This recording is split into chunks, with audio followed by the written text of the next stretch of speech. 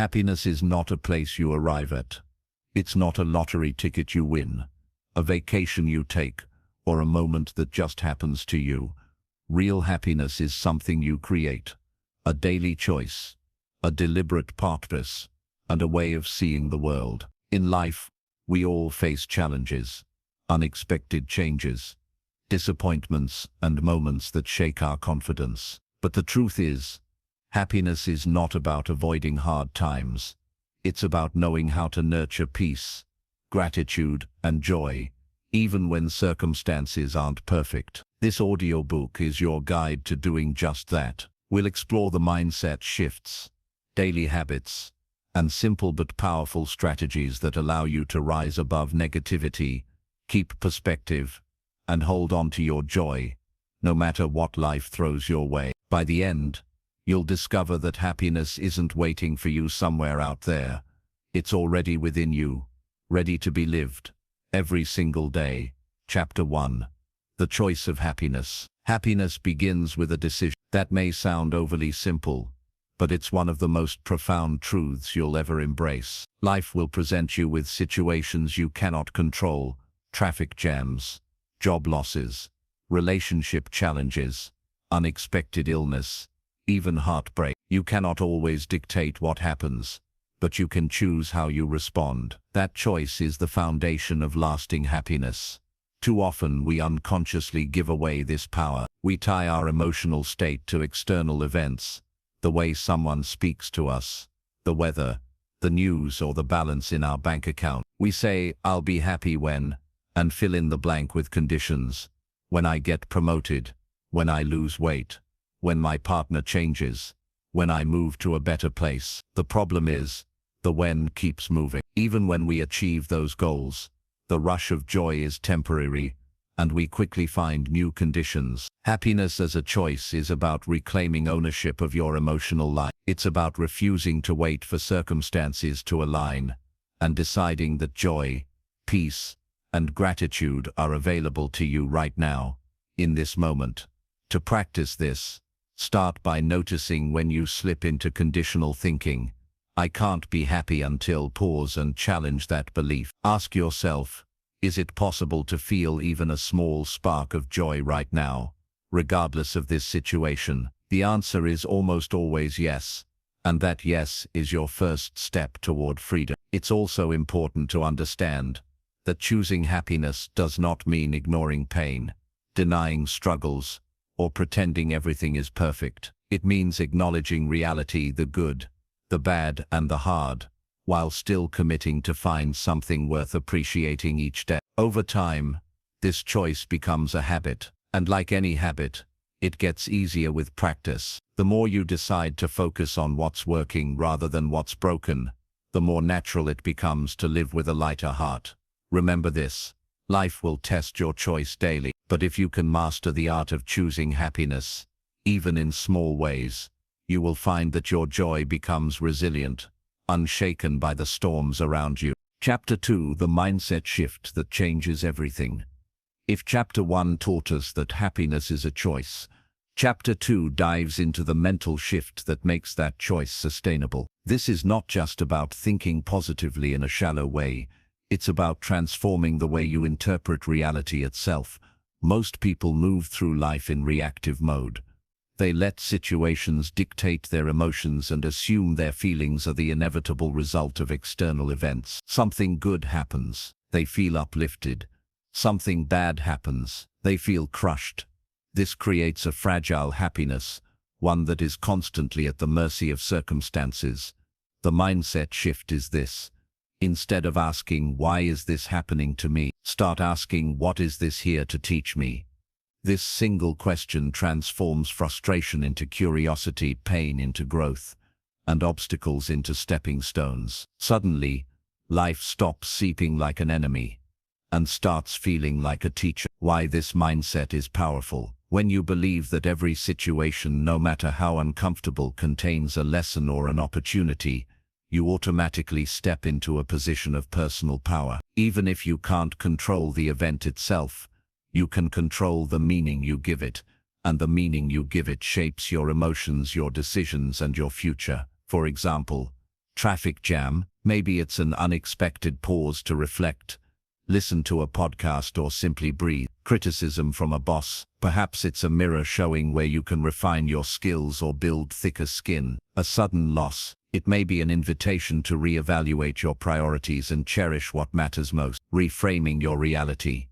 A reframe is the act of looking at the same situation from a different, more empowering angle. Imagine holding a photograph in your hand. When you shift it, the light hits differently, and new details emerge. The situation didn't change, but your perception of it did. That's the heart of the mindset shift. Here's a practical way to build this skill. Pause before reacting. Give yourself a moment to detach from the immediate emotional surge. Ask the teaching question. What could this moment be offering me, even if it's uncomfortable? Choose a better lens. Decide to focus on what this experience could add to your growth, rather than what it's taking away. The science behind it. Neuroscience backs this up. The human brain is wired for neuroplasticity, the ability to rewire itself based on repeated thoughts and behaviors. If you constantly see challenges as threats, your brain strengthens the neural pathways for fear, stress, and defeat. But if you train yourself to see them as lessons, you strengthen the pathways for resilience, optimism, and problem solving. Over time, this becomes your automatic way of thinking. The truth is, life is rarely all good or all bad. It's a mix of both. The mindset shift is about recognizing that you always have a say in where you place your attention, and that choice will determine whether you live in a constant state of tension or a steady state of inner peace. Once you make this shift, happiness is no longer dependent on everything going right. You carry your peace with you, and no matter what happens, you're never truly powerless. Chapter 3. Gratitude as a daily power tool. Gratitude is one of the simplest yet most overlooked habits for creating daily happiness, especially when life feels hard. Many people think of gratitude as something you feel after good things happen, a warm emotion that comes naturally when life is kind to you. But the real magic of gratitude happens when you practice it before you feel like it. This is where gratitude transforms from a passive reaction into an active power tool, one you can wield at will to change your mental state, no matter what's happening around you. Why gratitude works. At its core, gratitude shifts your focus from what's missing to what's present, from scarcity to abundance. Your brain can't be in a state of deep appreciation and in a state of resentment at the same time. They use completely different mental circuits. When you actively name the things you're grateful for, you train your brain to notice them more often. This isn't just feel-good fluff. Studies in positive psychology show that daily gratitude practice rewires your mind for greater optimism, resilience, and overall life satisfaction. Think of it like adjusting a camera lens. Without gratitude, you zoom in on problems until they fill the whole frame. With gratitude, you widen the lens and see the bigger picture, the blessings, the resources, the opportunities you still have. Gratitude in hard times. It's easy to be grateful when you get a raise, when someone compliments you, or when life is going smoothly. But what about when you're dealing with loss, rejection, or stress? Here's where most people misunderstand gratitude. It doesn't mean ignoring pain or pretending everything is perfect. It means finding the one piece of good within the difficulty. Examples. When you have an argument, gratitude could be valuing the honesty that brought hidden issues to light. When you face illness, gratitude might be focusing on the friends and family supporting you. This isn't about sugarcoating reality. It's about making sure the darkness doesn't blind you to the light that still exists. How to make gratitude a daily habit. The key is to make it structured so it becomes second nature. Here's a simple but powerful framework. Morning mindset. Before checking your phone or diving into work, list 3 things you're grateful for. They can be small: a night's sleep, the sound of rain, or even your morning coffee. Gratitude triggers. Pair gratitude with a daily activity. For example, every time you wash your hands, name one thing you appreciate. Over time, it becomes automatic. Evening reflection.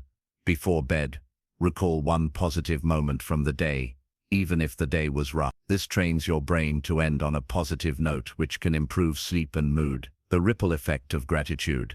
Gratitude doesn't just change you, it changes the people around you. When you express appreciation to others, it strengthens relationships and fosters trust. People are more likely to help, collaborate, and open up to someone who genuinely sees and values them. In this way, gratitude is not just a personal tool for happiness.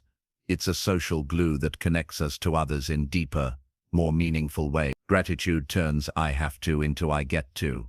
It transforms ordinary moments into special ones and can make even the hardest seasons bearable. When you master gratitude, you stop waiting for happiness to arrive. You create it on demand. Chapter 4. The Art of Slowing Down in a Fast-Paced World. We live in a time where speed is worshipped. Faster internet, instant notifications, next-day delivery. Everything around us pushes the idea that quicker is better. Yet, when it's to living a fulfilling and happy life, the opposite is often true. Happiness, peace, and clarity are rarely found in the rush. They emerge when we slow down enough to notice them. Slowing down is not laziness. It's a conscious choice to be fully present, to savor your moments rather than just race through them. It's the difference between inhaling your food without tasting it and truly enjoying every bite. Why we struggle to slow down.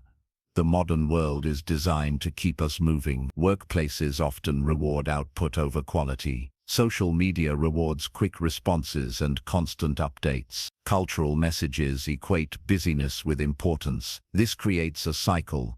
The faster we go, the less we notice. And the less we notice, the more disconnected we feel from our lives. We start living on autopilot, rushing to the next thing without appreciating the present one. Ironically, moving too fast often makes us less productive. Our brains aren't built for endless multitasking. Instead, they function best when focused deeply on one thing at a time. The hidden power of slowing down. When you slow down, several things happen. You see more clearly. Just like a camera capturing a sharp image when it's still, your mind becomes sharper when it's not racing. You feel more deeply. Slowing down allows you to connect with emotions instead of burying them under constant activity. You make better choices. Without the pressure of rushing, you can weigh decisions more thoughtfully, avoiding unnecessary mistakes. Practical ways to slow down. Slowing down doesn't mean you have to abandon your responsibilities. It means approaching them with presence. Here are ways to start. Single tasking. Give your full attention to one task until it's done. This reduces stress and increases satisfaction. Intentional pauses. Between activities, take 30 seconds to breathe, stretch, or simply notice your surroundings. Slow mornings. Wake up 15 minutes earlier to avoid starting the day in a rush. Mindful eating. Eat without distractions, focusing on flavors, textures, and aroma. Tech breaks. Schedule short periods with no screens to reset your mental pace. The resistance you'll feel.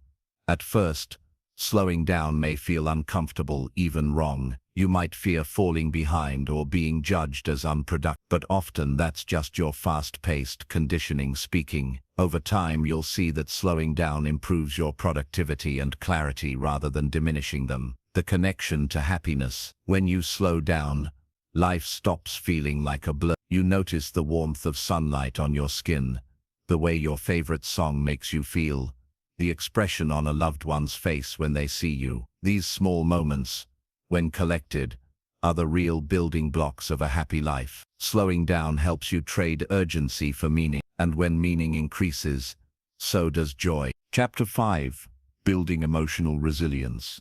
Your inner shield against life's storms. Life will never be free of challenges. There will always be setbacks, disappointments, and unexpected difficulties. The difference between those who are crushed by adversity and those who grow stronger from it lies in one key quality: emotional resilience. Emotional resilience is your ability to adapt to stress, recover from setbacks, and keep moving forward without losing yourself in the process. It doesn't mean you never feel pain, fear, or sadness. It means you don't get stuck there. You bend, but you don't break. Why emotional resilience matters. Resilience acts as a psychological shock absorber. Without it, the smallest problem can feel overwhelming. With it, Even the biggest challenges feel more manageable. Resilient people don't deny reality. They face it with clarity and courage. They maintain hope, even when things are uncertain. They recover faster from emotional wounds, preserving their mental energy. The truth is, life isn't about avoiding pain. It's about learning to handle it with strength and wisdom. Misconceptions about resilience. Many people think resilience is about being tough or never showing weakness. In reality, resilience often comes from acknowledging vulnerability and learning how to work with it. You can cry, feel fear, or admit exhaustion, and still be resilient. True resilience is flexible strength, the ability to bend with life's changes instead of snapping under pressure. The 4 pillars of emotional resilience. To build resilience, focus on strengthening these 4 key areas. Self-awareness. Knowing your emotional triggers and stress signals helps you respond instead of react. Keep a mental checklist of what drains you and what restores you. Positive mindset. This isn't toxic positivity. It's choosing to look for possibilities and lessons, even in hardship. Strong relationships. Support systems provide perspective and comfort. Resilient people know they don't have to face struggles alone. Healthy boundaries. Saying no to toxic demands preserves your energy for what truly matters. Practical ways to build emotional resilience. Practice reflection. At the end of the day, ask yourself, what challenged me today? How did I respond? What can I learn? Use the 3-breath pause. When overwhelmed, stop and take 3 deep, slow breaths before deciding what to do next. Visualize success. Imagine yourself overcoming the challenge at hand. This trains your mind to expect solutions instead of defeat. Maintain physical wellness. Exercise, sleep, and nutrition directly affect your ability to cope with stress. Limit overexposure to negativity, whether it's social media or draining people. Reducing negative input keeps your emotional space clear. How resilience creates lasting happiness. Happiness is not about the absence of problems. It's about the confidence that you can handle whatever comes. Resilience turns life's storms into stepping stones. You stop living in fear of the next crisis because you trust yourself to recover. When you build resilience, you create an unshakable inner foundation. The winds of life may blow, but they can't tear down your core stability. This is the kind of happiness that doesn't disappear when circumstances change, because it comes from within you. Chapter 6. The Power of Gratitude. Shifting your focus to what's good. In the rush of everyday life, it's easy to focus on what's missing, what's going wrong, or what's not yet achieved. Our minds naturally lean toward problems. It's a survival instinct, but living in a constant state of dissatisfaction erodes happiness. Gratitude is the antidote. Gratitude is more than saying thank you. It's a conscious practice of shifting your attention from what's lacking to what's already here and good. It's training your mind to see the blessings that are often hidden in plain sight. That's why gratitude changes everything. Psychologists have found that gratitude changes the brain. When you actively practice it, you reduce stress and anxiety, improve sleep and overall well-being, strengthen relationships, increase resilience and optimism. Gratitude rewires your mind to notice what's working in your life. Instead of being consumed by what's wrong, you begin to see the abundance already around you, which makes you happier, more patient, and more content. The scarcity trap, and how gratitude breaks it. Many people live in what's called the scarcity mindset. I'll be happy when I have more money. I'll feel good about myself when I lose weight. I'll enjoy life when my problems are gone. But happiness delayed is happiness denied. Gratitude breaks this trap by making you realize that while you're working toward the future, there's plenty to enjoy now. Misunderstanding gratitude. Some believe gratitude means ignoring challenges or pretending everything is perfect. In reality, gratitude is not denial, it's balance. You acknowledge the difficulties and the good things that coexist with them. You can be grateful and still want change. You can appreciate your life and still aim for more. Gratitude isn't complacency, it's a foundation for progress. Practical gratitude practices. Here are ways to make gratitude a daily habit. 8. Morning gratitude ritual. Before you check your phone, name 3 things you're grateful for. They can be simple: a good night's sleep, a warm cup of tea, or a supportive friend. Gratitude journal. Write down 1 sentence each night about something good that happened. Over time, this becomes a personal library of joy. Silent thanks in the moment. If you feel a warm breeze, hear laughter, or taste a delicious meal, pause for 2 seconds and acknowledge it. Gratitude letters.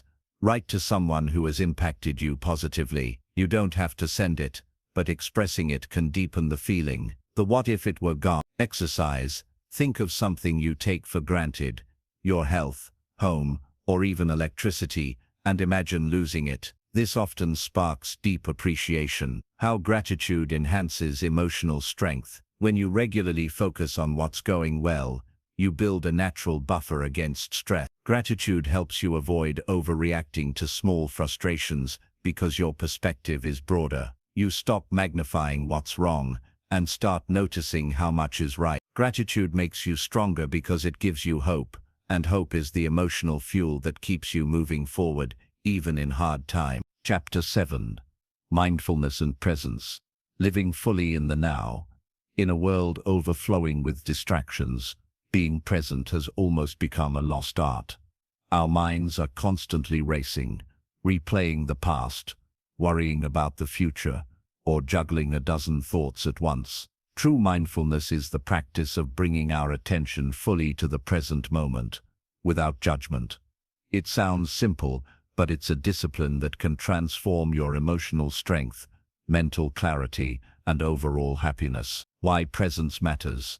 When you're not present, life slips by unnoticed. You might be physically with loved ones, but mentally scrolling through worries.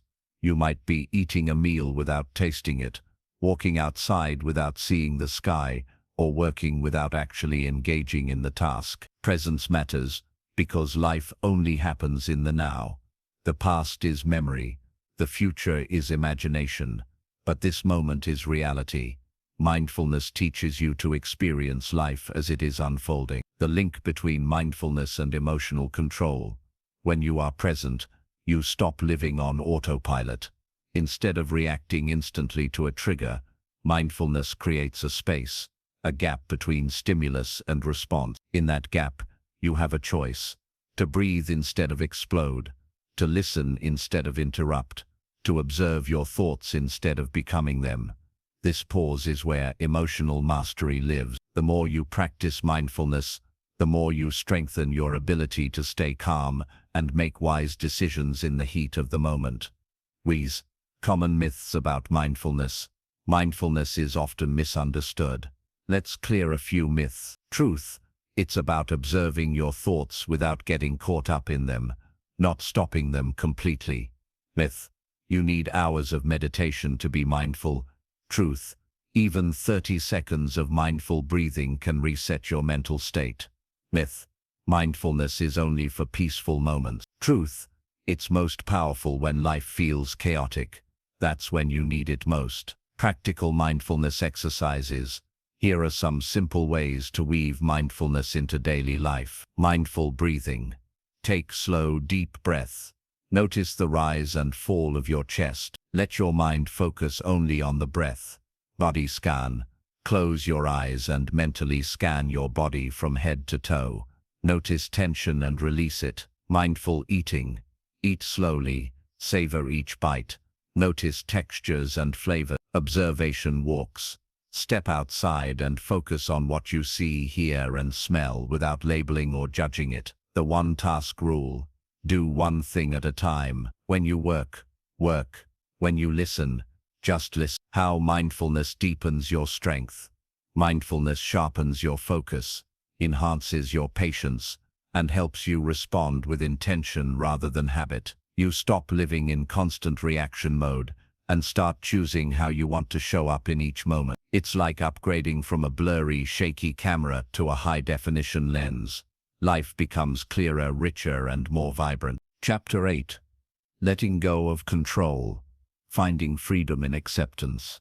One of the most exhausting habits we humans have is trying to control everything: people, outcomes, the future, and even our own feelings. It's rooted in the belief that if we can just manage every detail, life will go exactly as we want. But reality doesn't work that way, and the constant battle against what is drains our energy and robs us of peace. Letting go of control isn't about giving up responsibility or becoming passive. It's about learning the difference between what you can influence and what you cannot, and then focusing your energy on the former while making peace with the latter. Why we crave control. Our desire for control often comes from fear of uncertainty. The unknown can feel threatening. Perfectionism, believing things must go just right. Past wounds, trying to prevent the pain we've experienced before. The problem is, no matter how hard we try, life will always bring situations we can't predict or shape to our liking. The cost of over-control. When you try to control everything, you end up anxious and restless, because your mind is always scanning for possible problems. Frustrated and resentful, because people rarely act the way you want. Disconnected from the moment, because your attention is in the future, not the present. Over time, this tight grip becomes a heavy burden. It's like carrying a bag of rocks everywhere, and letting go is the act of setting it down. The power of acceptance. Acceptance is not approval. It's simply recognizing reality as it is right now. When you accept the truth of a situation, even if you don't like it, you free yourself from wasting energy on resistance. Think of it like trying to swim against a powerful river current. You exhaust yourself and get nowhere. Acceptance is turning to swim with the current, allowing you to use your energy to navigate, not to fight what you can't change. What letting go looks like in real life. In relationships, you can't control another person's thoughts or choices, but you can control your own boundaries and reactions. At work, you can't control every outcome, but you can control the effort and quality you bring to each task. With life events, you can't prevent every setback, but you can control how you respond and what lessons you take from it. Steps to practice. Letting go. Identify what's yours and what's not. Ask, is this within my control? If not, release. Use the serenity reminder. Grant me the serenity to accept the things I cannot change, courage to change the things I can, and wisdom to know the difference. Practice. Small releases. Start with minor things, like being okay if dinner plans change, and build up to bigger challenges. The freedom on the other side. When you release the need to control everything, you become more adaptable and open to new possibilities. Strengthen relationships because you stop micromanaging others. Most importantly, you discover that life still moves forward, often in ways better than you could have planned, and you finally have the emotional bandwidth to enjoy the journey. Chapter 9. The Power of Gratitude. Finding joy in what you have. Gratitude is one of the most powerful yet underestimated tools for emotional resilience and happiness. While the human brain is wired to notice problems, gratitude rewires it to notice blessings. It shifts your focus from what's missing to what's present, from scarcity to abundance, from frustration to appreciation. And here's the beautiful part. Gratitude isn't about ignoring challenges or pretending life is perfect. It's about choosing to recognize the good that still exists, even when things aren't going your way. Why gratitude matters. From a psychological perspective, gratitude reduces stress. It interrupts negative thought loops, strengthens relationships. Appreciation makes people feel valued and deepens connection. In short, gratitude doesn't just make you feel better, it changes how your brain processes your entire life. The trap of I'll be happy when. Many people postpone joy by tying it to a future event. I'll be happy when I get the promotion. I'll be happy when I lose 20 pounds. I'll be happy when I finally move to a new city. The problem, once you get there, your brain quickly moves the goalpost, chasing the next thing. Gratitude breaks this cycle by teaching you to find joy in today, without waiting for perfect conditions. Gratitude in hard times. It's easy to be thankful when life is smooth. The real strength of gratitude is revealed in adversity. When challenges arise, gratitude becomes a lifeline. You might be stressed about your job, but grateful you still have one. You might be going through heartbreak, but grateful for supportive friends. You might be facing illness, but grateful for moments of peace in between treatments. Gratitude doesn't deny pain. It gives you something solid to hold on to while you face it. Practical ways to practice gratitude: to pause and reflect. Thank you notes. Express gratitude to others directly in person or in writing. Gratitude in the moment. When you catch yourself complaining, challenge yourself to name one thing you're grateful for in that exact situation. The ripple effect. Practicing gratitude doesn't just change your inner world, it changes how you interact with others. You smile more, which makes you more approachable. You complain less, which draws in more positive people. You focus on solutions, which makes you a more effective problem solver. In turn, life feels lighter, relationships grow warmer, and even ordinary days become meaningful. Living in a state of gratitude. When gratitude becomes a daily habit, you stop waiting for some day to be happy. You begin to see that joy is possible right now, not because life is perfect, but because you've learned to find the gold in every moment. Gratitude isn't just a feeling, it's a skill, and the more you practice, the more your life transforms from the inside out. Chapter 10. Building a life you don't need to escape from. Many people live in survival mode, enduring their weekdays just to escape into the weekend, pushing through the year to reach Ereke, and counting down the days to retirement. This mindset quietly steals years of joy because life becomes something to endure instead of something to live. The ultimate goal is not just to survive your life, but to design it in a way that you don't feel the constant need to escape from it. This isn't about luxury or perfection, it's about alignment, where your daily actions, environment, and relationships genuinely support your well-being. What it means to truly live a life you don't need to escape from is not free from challenges, but it's rich with meaning. It's a life where your work has a purpose you believe in, your home feels like a sanctuary, not a stress zone, your relationships uplift you instead of draining you, your schedule reflects your values, not just your obligation. In short, it's a life where you're not constantly waiting for someday to finally enjoy yourself. Step 1.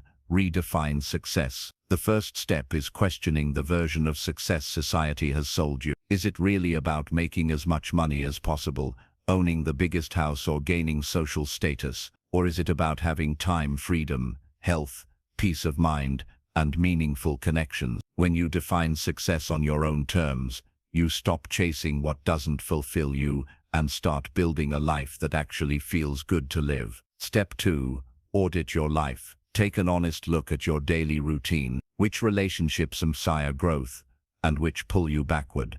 Your goal is to do more of what lights you up and reduce, or completely eliminate, the things that make life feel heavier than it needs to be. Step 3.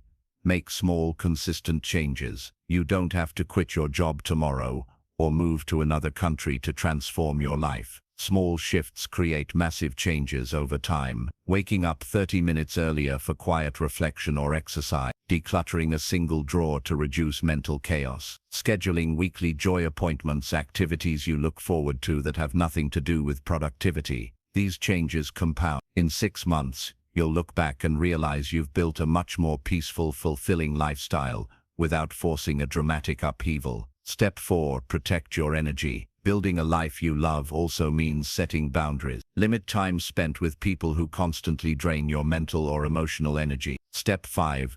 Design for joy, not just escape. Vacations and breaks are wonderful, but you shouldn't rely on them as your only source of happiness. Bring vacation feelings into your regular life. Add music, art, or plants to your workspace. Try new restaurants or recipes to keep life fresh. Go for walks in nature, even if just for 10 minutes. Your everyday environment should feel like it supports your soul, not just your schedule. The long-term payoff. When you commit to building a life you don't need to escape from, stress becomes manageable, not overwhelming. Your days feel lighter and more intentional. You stop chasing happiness in the future and start living it in the present. This is where all the previous lessons, emotional control, resilience, gratitude and self-awareness come together. They create the foundation for a life that feels worth waking up to every single day. Final encouragement. You have far more power than you realize to shape your life. Start with small changes today, and in time, you'll look around and realize you've created something beautiful, not because it's perfect, but because it's yours, and it's aligned with who you truly are. Conclusion and call to action. If you found value in these lessons, remember, growth is better when shared. Like this video to let YouTube know it helped you. Subscribe so you don't miss the next empowering audiobook. Share this with someone who's ready to take control of their happiness. Your journey toward a clearer, stronger, and happier life starts with a single step, and you've just taken it. Keep going.